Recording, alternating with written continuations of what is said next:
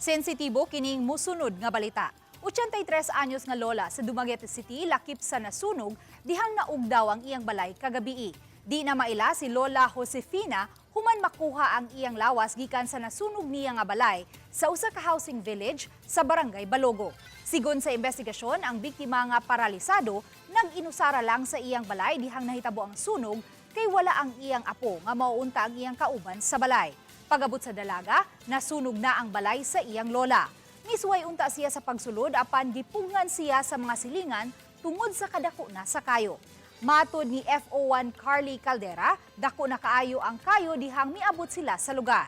Sa investigasyon, nasayran nga nagsugod ang kayo sa kwarto sa biktima. Padayong giimbestigahan kung unsa ang hinungdan sa maong sunog.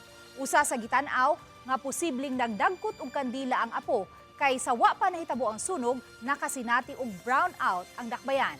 Giswayan sa GMA News nga makuha ang habig sa tagtungod sa biktima apan mihangyo nga dili magpa-interview.